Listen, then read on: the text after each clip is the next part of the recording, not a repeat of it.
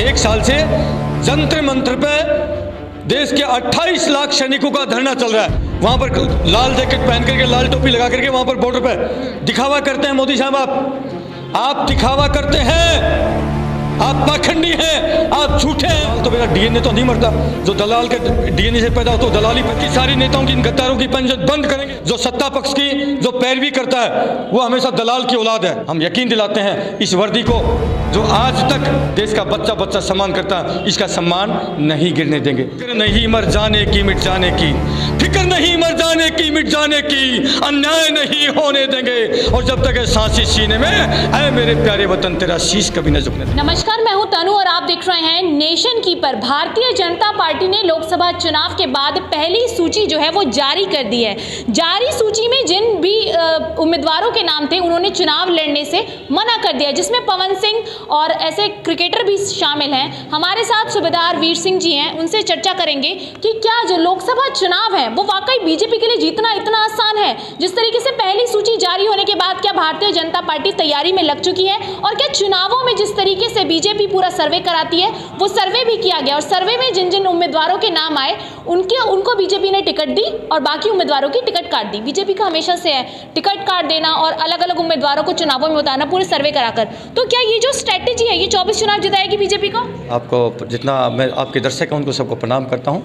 देखिए बेटा, जिस प्रकार से कहते हैं जब गिद्दड़ की मौत आता है तो गाँव की तरफ भागता है, तो अब काम तो किया नहीं इन्होंने कुछ।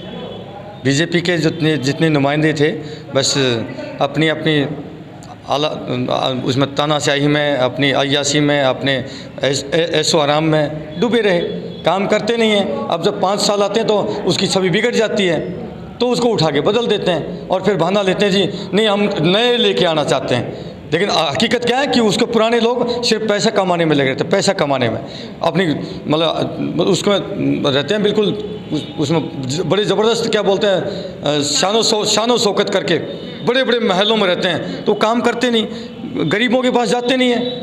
तो उनको तो जनता फिर जाके जूते मारेगी चुनाव में आए, तो फिर ये सोचेगी इनको जूते पड़ने से अच्छा इनको चेंज कर दो। तो बीजेपी डर के मारे चेंज करती है या डर के मारे चेंज करती है बेटा, कि उनको वोट मिलेगा नहीं, काम किया नहीं, पिछले चुनाव में बड़े बड़े वादे करके आते हैं, इस चुनाव में फिर किस मुंह से जाएंगे, यानी कि क्या चेहरा लेकर के पब्लिक में जाएंगे, उसी डर के मारे उनको चेंज कर देती है। लेकिन मोदी जी ने राम मंदिर का वादा किया था, राम मंदिर का उद्घाटन हो गया, तो क्या 24 का चुनाव राम मंदिर पर जीतेंगे?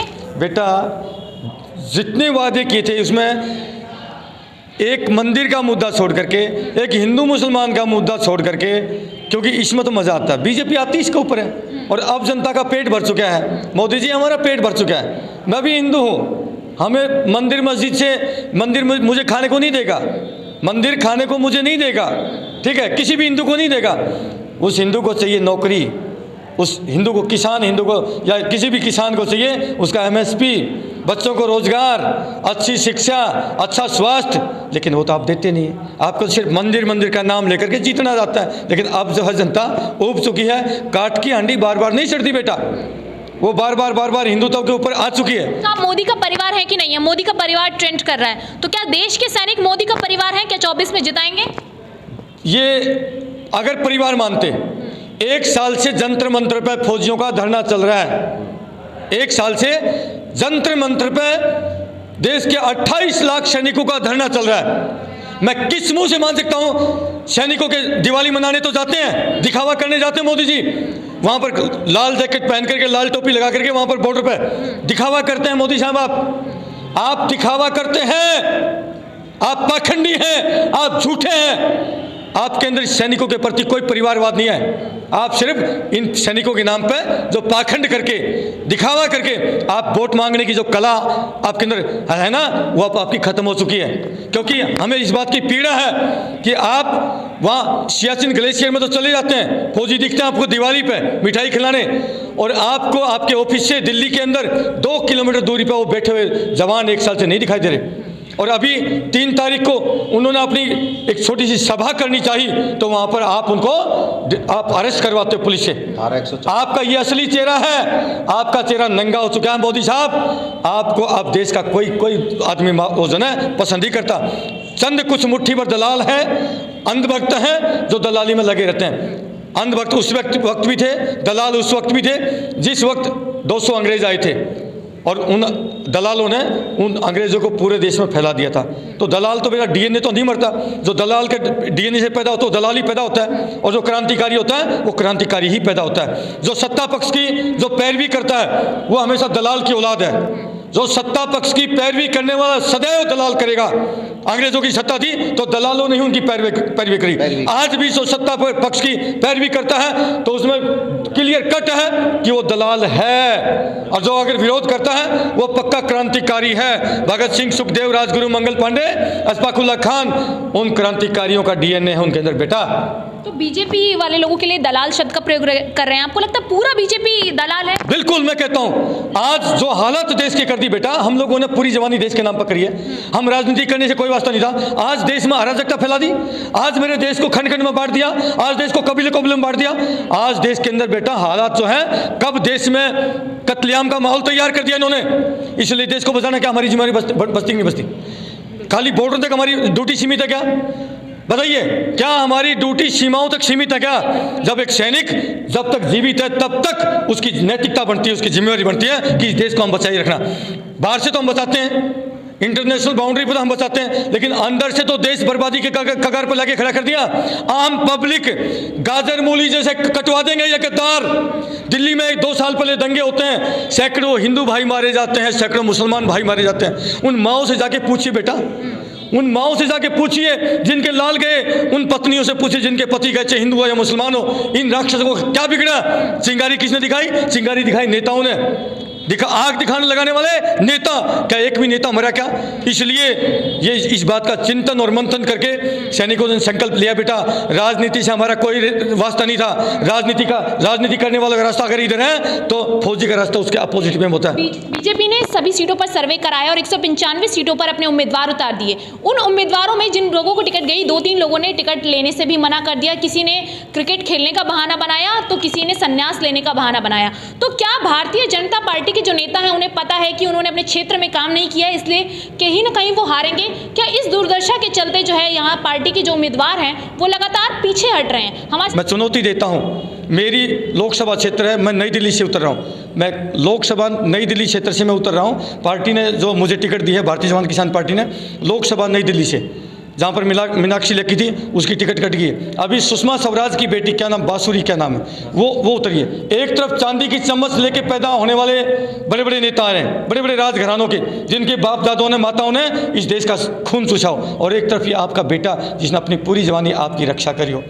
तब तो रेगिस्तान हो, बर्फीले पहाड़ों, हमने आपकी रक्षा करी है। आज भी मेरे छोटे भाई, मेरे बेटे सीमाओं की रक्षा करें। एक तरफ देश की रक्षा करने वाले हों और एक तरफ देश को लूटने वाले हों और तानाशाही दिखाने वाले हों। तो मैं आपसे अपील करता हूं, फैसला कर लेना आपका। हम यकीन दिलाते हैं इस वर्दी को, जो आज तक देश का बच्चा बच्चा सम्मान करता है, इसका सम्मान नहीं गिरने देंगे। ये माँ, एक भी गुंडा, बेटा मैं आज कह रहा हूँ इस वर्दी की सौगंध खा के, एक भी गैंगस्टर, एक भी गुंडा अगर देश में बच जाए, हमारा नेता बनना बेकार है। ये सैनिकों का वादा रहा, पेंशन नहीं लेंगे, देश की सारी नेताओं की, इन गद्दारों की पेंशन बंद करेंगे। हमने सौगंध बॉर्डर पर निभाते हैं, हम यहाँ भी सौगंध ना निभाए, हमारी गर्दन उठा देना। इस देश का बच्चा बच्चा खुशहाल रहेगा। किसी भाई को, हिंदू हो या मुसलमान हो या सिख हो या ईसाई हो, वो निर्भीकता से रहेगा। हर इंसान का ये देश है, हिंदू मुसलमान सिख ईसाई का देश है। कोई किसी को अगर कुछ कह के गलत दिखाता है ना, हम उसका वो तांडव करेंगे। अंत में इतना कहूँगा, जब सैनिक सीमा पर खड़ा होता है, सामने दुश्मन की गोली होती है और मेरे पीठ पीछे मेरा प्यारा वतन होता है वतन, तब वहाँ पर एक संकल्प लेते हैं। संकल्प, वो संकल्प क्या होता है? वो संकल्प होता है, फिक्र नहीं मर जाने की मिट जाने की, फिक्र नहीं मर जाने की मिट जाने की, अन्याय नहीं होने देंगे, और जब तक है सांसी सीने में, ऐ मेरे प्यारे वतन तेरा शीश कभी न झुकने देंगे। धन्यवाद। भारत में ये पहली बार होगा और ये इतिहास में अमर हो जाएगा, क्योंकि ये सैनिक जो है पहली बार इस राजनीति के अंदर कदम रख रहे हैं, क्योंकि राजनीति इतनी गंदी हो चुकी है कि एक बारूद के ढेर पर ला करके छोड़ दिया है। इन्होंने अपने स्वार्थ और अपने कोठे भरने के अलावा और कुछ नहीं किया है, केवल इनका अपना स्वार्थ, और इन्होंने दलालों को पाल करके रखा है। दलाल जो है कहीं फिरौती मांगते हैं या कहीं नाका लगा करके पैसे उगाही करते हैं, और नेता लोग शान से बैठे हुए आराम से वो लोगों का शोषण करते हैं। हम इस बार बिल्कुल शोषण होने ही नहीं देंगे। लेकिन चुनावी मैदान में बीजेपी ने जो सर्वे कराया उसमें कहा जा रहा है कि महिलाएं, युवा जो भी हैं वो सब बीजेपी के साथ हैं। तो क्या सैनिक जो उतरेंगे चुनाव में, क्या उनको समर्थन मिल पाएगा?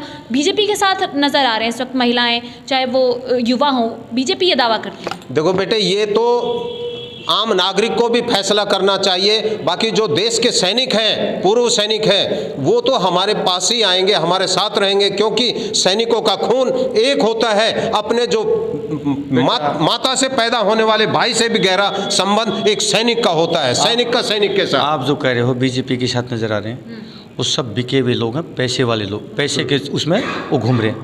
आम पब्लिक तो इन बेटों के साथ है बेटा।